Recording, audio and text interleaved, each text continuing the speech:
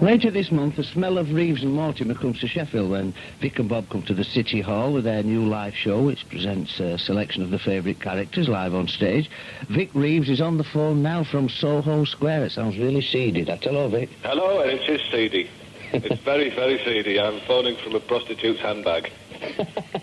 You're doing 2 dates in Sheffield, October the 18th and 19th. That's right, the 18th and 19th at the City Hall. How long did the show take to put together? It took us about 4 weeks to write it. Yeah. We wrote initially 3.5 hours, which we've now filed down to 2 hours. Yeah. Because we didn't think anybody would accept 3.5 hours. I've got a personal limit of about half an hour, I think. I think we hopefully can keep people interested for a couple of hours. Ken Dodd does about 7 hours, doesn't he, when he does a one-man? Yeah, bring your sleeping bag if you have printed at the bottom of his tickets. So it's all new stuff. It's stuff that's not been on the telly. You've not done on tour before. No, it's all new stuff, but it's in the format of the telly show. So we've got characters doing new stuff, familiar characters, familiar routines, but they're all new. Virtually all new, anyway. And some old stuff. We've got some old characters from the early shows that we're bringing out again. Yeah. And Charlie Chuck. He's on, yeah. Always on. Yeah. There'll be, in the press release here, it says you'll be doing a bit of singing after your recent chart successes. Yeah. Yeah. Even you've not done bad with them, have you, really? No, we've, we have a crack at it occasionally. And they've worked well up to now, yeah. Yeah. How did you know Bob? You're both from Darlington, aren't you? Well, I'm from Darlington. Well, I was born in Leeds, actually. Oh, yeah, I was raised in Darlington, and Bob's from Middlesbrough. Yeah, which is next door to each other. Did you know each other up there? No, we didn't. We only bumped into each other down here. Once I'd started doing the big night out in a pub where we started off doing it, and he was in the audience, I suppose, just like expat come down to have a nosy around and see what I was doing. So he came down, have a look, and then we started writing stuff together. That's brilliant, because before I knew anything about you, in the early days, when you were, came on the telly and all that, I thought, I've got a lot of mates like them, and what they are, it's like lads who sit in pub, and they have their own sense of humour and their own in words, and I would have thought you'd been mates since you were at school, 14 and 15. It's that sort of easy humour.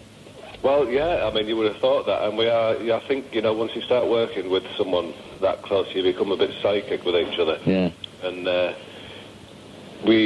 think you sort of get inside each other's minds, and it works especially well. Like, it's great when you're on stage, and you sort of, all you have to do is just look at each other, and you know that what the response is going to be. How much of it is ad-lib, and how strictly you stick to it? I suppose as you go on, you'll get a bit fed up and start making things up, yeah. Yeah, you do that, but we also like to have a little sort of area where, there'll be gaps where we can ad-lib.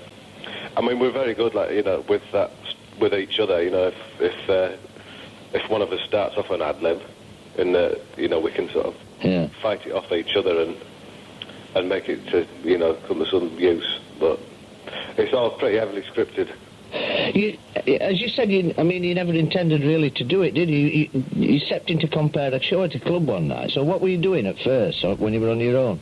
Well, I was running nightclubs, really. I was sort of DJing and doing all sorts. Really. Just seeing how much cash I could make without doing much work. And this fella said, I've got a comedy club. Do you want to run that? Which I thought, well, I'll be all right. I'll just book some comics, take the money off the door. But I didn't know any comics. So I thought I'd have a crack myself. And people liked it, so come back and do it next week. I said, you're joking, aren't you? But they liked it. Yeah. What sort of stuff were you doing? Telling gags or just talking daft?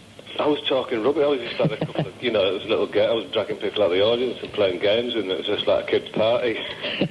But I think people, I don't know, they seem to like it. I can't remember what I was doing. All I remember is I had a cardboard box with Sylvester Stallone on it, which I was putting on people's heads and had to guess what they were feeling or something. So, as you said, Bob came to see you and sort of joined in, and there's the two of you. And then Jonathan Ross persuaded Michael Gray to come and see the show. Yeah, by this time we were doing the Albany Empire, which we were doing every week. We wrote a different show every week, which they were 3 hours long. And so we did a run of that then there, and Michael Gray was out in the audience, and Alan Yentob on the same night. Alan Yentob from BBC Two, that station, not one. And he invited us to go and do a series on BBC Two, but then had to go to America, so we got snapped up by Channel 4 then. Yeah. And then back to 2. Yeah. I mean, it's interesting that they are in London too. I mean, very northern lads, a lot of that humour. And then, if you'd been doing a comedy club in Stockton or South Bank in Middlesbrough, Grangetown or so, you'd still be in there yet, wouldn't you? I expect so, yeah. I mean, Michael Grade wouldn't have come up and see you in a pub in Stockton, would he? No, it's a shame, really, but I think, a lot of them don't really step any further than the perimeter of London. Yeah, yeah. When they're out looking, so, if you did want to go on the telly, you'd probably have to come to London. It's a thing that, because I've been about a long time doing various things, and it's a thing that I find interesting, the way the comedy clubs sprang up and the way that comedy performers became, I mean, it's been said a lot in posh newspapers, sort of became the rock stars of the late 80s and 90s. I mean, because I started off playing in folk clubs, and it was a very similar thing. I mean, I remember. Well, you don't, yeah? I do, yeah. Yeah, I don't and believe... You're doing this now, then, are you? No, but like Billy Connolly and Mike Harding and Carrot and that generation, really before your lot that came along, and they were doing their own thing. They weren't just telling gags. I mean, I watched Billy Connolly on the telly the other night, and I was howling with laughter. Yeah. No, it's great. I mean, it's a constantly amoebic moving thing, which is good. And when new stuff comes out, I'm always first there to have a look, because I think it's great. It does mean there's a lot of pony and trap about, though, isn't there? There's people that do it because they think they're fashionable and they haven't got... Yeah. Well, I suppose it'll weed them out. So I mean, the flowers always stand out amongst the weeds, don't they? There is some good stuff out there. And I like, we like going up to Edinburgh to have a look and check out what's going on every year, see who's good and who's not. See, there's people like you and Bob, and people like Frank Skinner, that in any generation, you'd have been mainstream comics, I think. Well, we are really now, I think. I think it's just that people want to put labels on you, as you say, the posh papers. They can't just let it be that you're a pair of comics. Yeah. They want to analyse it and say, well, this is what you are.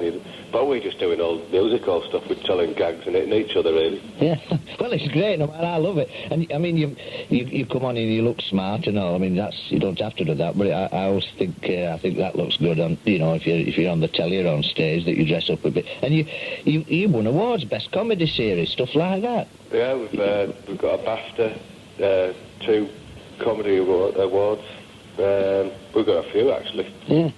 That must feel good. I mean, no messing about, no false modesty. It must feel great. No, it's great. I mean, it's very nice having a BAFTA on your mantelpiece. I can't deny that. I mean, no, I think it's nice to show it off when people come round and say, hey, have a look at this. It's better than having a card front bailiff saying we're calling you out. Exactly. So I've had one of them as well. I have had one of them. At the moment, you're working on a natural history documentary. Well, we've finished doing that. Yeah. We did that, filmed that a couple of weeks ago. What's that about? What's it? It's there's a week. I don't know when, but I think it's in November sometime, and it's called Smell-O-Vision Week. And you get a card, and it's their Help the Children Fund thing, and you get a card, and with various TV shows that have a scratch and sniff thing on the cards, so you when you watch our show you smell skunks and whatnot. You go to a pig farm, did you? No, we didn't actually. I wish we had, but no, we didn't. We were supposed to smell a durian fruit, which is apparently the most vile smell in the world, but I thought it was quite nice actually. Do you work on it? You worked in somewhere like that, didn't you, as a lad? Pig farm. Yeah. Yeah, I worked at a pig farm for a long time, and I've got one myself now. Have you? Where's that? In Kent. We live down by the Bromley Marsh, and I've got, I call it a farm, I've got 2 pigs, they're pets really, but I always fancy keeping pigs after I used to work with them. But no, it's very nice, a nice life. The bright animals, I mean, just to digress, they're clever, aren't the pigs? They're intelligent and curious. Yeah, you can treat them like a dog. Yeah. I've got a Tamworth in my sty, and I'm going to breed off her. I think I might take one of them off her and treat that like a dog. See how far I can train it. It'll look good walking around London with it on a lead. I'll send it off down the shops to get the pay for it. And you've done an educational video? We did one for the RSA teaching you how to drive. Well, how not to drive, actually. It's just us driving badly. Yeah. And then somebody says, this isn't what you should do. So we've got the opportunity to drive around in a maverick way around the countryside, which was slightly dangerous from time to time because there was a couple of cars cracked through the barriers.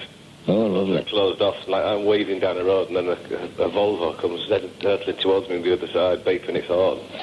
And there was a couple of near scrapes. But that's out in the shops now, if you want to learn how to drive. So, are you going to do a Christmas special this year? Yeah, we're when we finish the tour, well, that's what we'll be doing, writing a Christmas special, which will be on Christmas.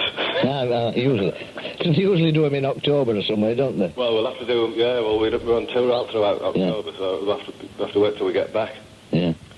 Yeah. And are you planning any more records? Well, we're just negotiating that now, because we want to do an album with all the songs from the last 2 series on. But I think the record company want us to do some pop singles, which I suppose that's what they want to flog the album. How do you choose them? I mean, Tommy Rose Dizzy and then the Monkeys song and stuff like that. Is it stuff that was in the charts when you were kids that you just know? I suppose that's exactly what it is, yeah. But I don't know, we just, if we think of, if something there's a catchy tune, we'll have a crack at it. Yeah. But, I suppose that's it, just tunes you remember. Do you know what I always wanted to do years ago? I always wanted to produce an album with Hilda Ogden singing. You know when she used to sing in Coronation Street in that right squeaky voice? And I thought I'd love to do an album of her singing, and, I never got to meet her. I've met her since, Jean Alexander, but I don't know if she'd be up for it now, would she? No, but I'm sure that would have been great now. Yeah. Very good. OK, it's been lovely to talk to you. Been talking to Vic Reeves. Vic and Bob are at the City Hall on October the 18th and 19th. The number's in the telephone book. Ring the box office now because you'll be lucky if you get a seat if you leave it much later. Have a good time, Vic, when you're there. Thank you very much. We will do. Yeah, and then best of luck with all the tour and all the rest of your plans. Thanks for taking the time to talk to us. Thanks a lot. OK, ta-ra. Bye.